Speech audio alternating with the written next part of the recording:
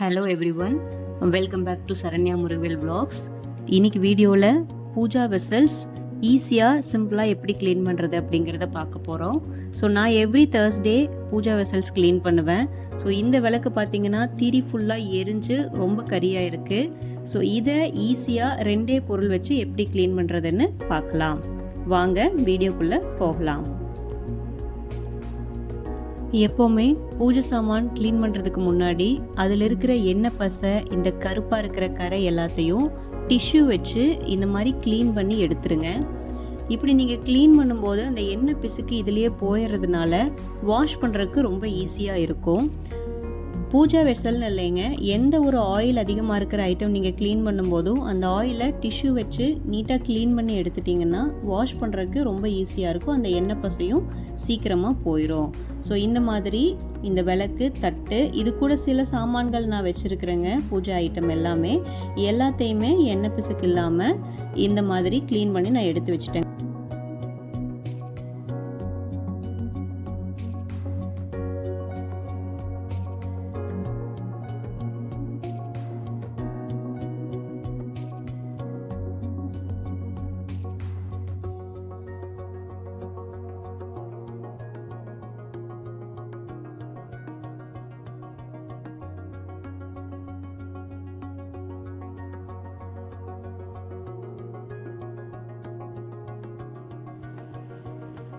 So இப்போ க்ளீனிங்காக 2 lemon நான் எடுத்திருக்கேங்க. இந்த 2 லெமன் இவ்வளோ பாத்திரங்களும் தேய்க்கிறதுக்கு சரியான அளவாக இருக்கும். ஸோ லெமன் யூஸ் பண்ணும்போது அந்த பித்தளை பாத்திரத்தில் இருக்கிற கரை எல்லாமே சீக்கிரமாக போயிருங்க. ஸோ லெமனை கட் பண்ணி நான் எடுத்துக்கிறேன். இந்த லெமன் வச்சு விளக்கு முழுவதுமே நீட்டாக தேய்ச்சி கொடுத்துருங்க. ரொம்ப எஃபர்ட் போட வேண்டியது இல்லைங்க, லைட்டாக தேய்ச்சாலே போதும். எல்லா இடங்கள்லையும் இந்த லெமனுடைய ஜூஸ் படுற மாதிரி தேய்ச்சி எடுத்துக்கோங்க.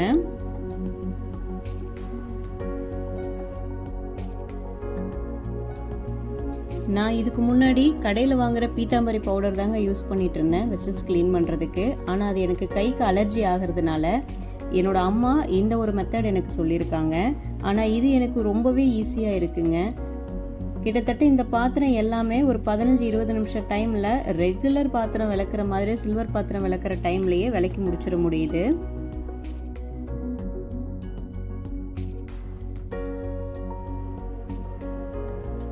இப்போ பாருங்க, இந்த லெமனில் தேய்ச்சதுமே விளக்கு ஓரளவுக்கு பளிச்சுன்னு ஆயிடுச்சுங்க. அதில் இருந்த கரை, எண்ணெய் பிசுக்கு எல்லாமே ஓரளவுக்கு போயிருக்கு.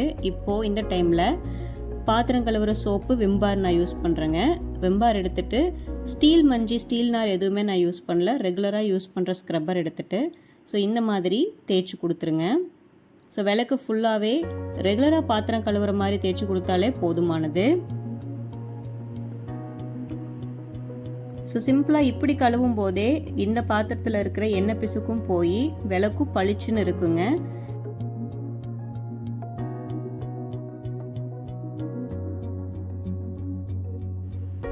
ஸோ ரொம்ப எஃபர்ட் போடாமல் வெளியிலேருந்து வாங்குகிற பவுடர்ஸு இல்லை ஊற வைக்காமல் ரொம்ப நேரம் 1 மணி நேரம் ஊற வைக்கணும், 1.5 மணி நேரம் சுடுதண்ணியில் ஊற வைக்கணும். ஸோ அந்த மாதிரி எந்த ப்ராசஸுமே இல்லாமல் இன்ஸ்டண்ட்டாக இப்படி வீட்டில் லெமன் அண்ட் சோப் வச்சே க்ளீன் பண்ணிடலாங்க.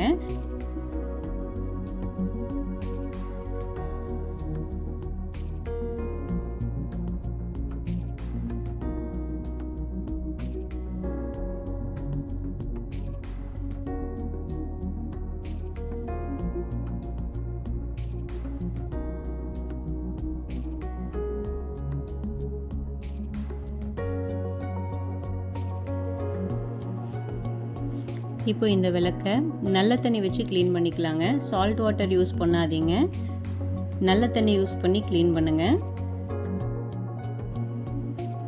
அதே மாதிரி பூஜா வெசல்ஸ் எப்போவுமே சிங்கில் போட்டு க்ளீன் பண்ணாதீங்க. இந்த மாதிரி செப்பரேட்டாக ஒரு பாத்திரத்தில் தண்ணி வச்சு க்ளீன் பண்ணிக்கோங்க.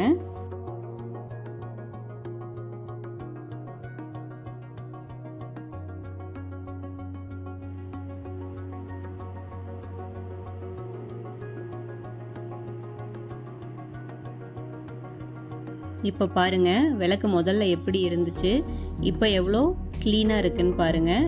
இதுக்கு நம்ம எதுவும் பெருசாக எஃபர்ட் போடவே இல்லை. இதே மாதிரி எங்கிட்ட இருக்கிற மற்ற வெசல்ஸ் எல்லாமே நான் க்ளீன் பண்ணி எடுத்துக்கிறேன். ஸோ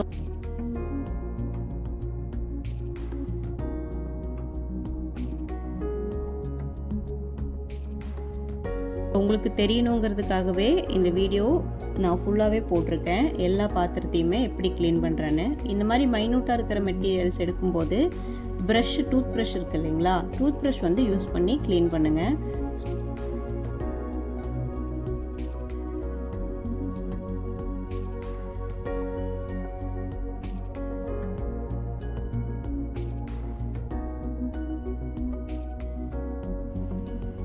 ஸோ அந்த மைனூட்டான டிசைன்ஸில் இருக்கிற எண்ணெய் பிசுக்கு கரை கூட ப்ரஷ் யூஸ் பண்ணும்போது சீக்கிரமாக போயிடும். ஸோ எல்லா வெசலையுமே இதே மாதிரி க்ளீன் பண்ணி நான் எடுத்துக்கிறேன்.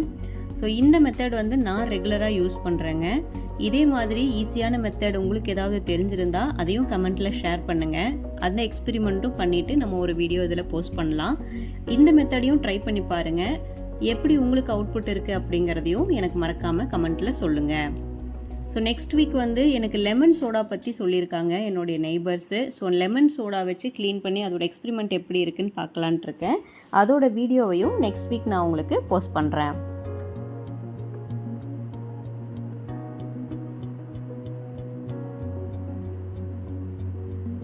இந்த மணியெல்லாம் சும்மா கையில் தேய்ச்சிங்க அப்படின்னா அழுக்கே போகாதுங்க.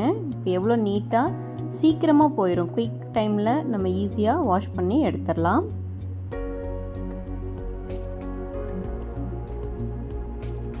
பாருங்கள், எல்லா வெசல்ஸும் எப்படி நீட்டாக க்ளீன் ஆகிருக்கு, புதுசு மாதிரி பளபளன்னு ஆயிடுச்சுங்க. ஸோ இதுக்கு வந்து பெருசாக எஃபோர்ட் எதுவுமே போடலை. ஸோ எல்லாருமே ரொம்ப எஃபோர்ட் போட்டு தான் இந்த பாத்திரங்கள் நம்ம விளக்கிட்டுருக்கோம். ஸோ இது எஃபோர்ட்டில் தான் நான் செய்கிறதுனால இதை உங்களுக்கு ஷேர் பண்ணியிருக்கேன். ஸோ இந்த வீடியோ பிடிச்சிருந்துச்சுன்னா லைக் பண்ணுங்கள், ஷேர் பண்ணுங்கள். கமெண்ட்டில் உங்களோட எக்ஸ்பெரிமெண்ட் அவுட்புட் எப்படி இருக்குது அப்படிங்கிறத உங்கள் வீட்லேயும் இப்படி யூஸ் பண்ணி பார்த்துட்டு மறக்காமல் ரிப்ளை பண்ணுங்கள். தேங்க்ஸ் ஃபார் வாட்சிங் மை சேனல். பை.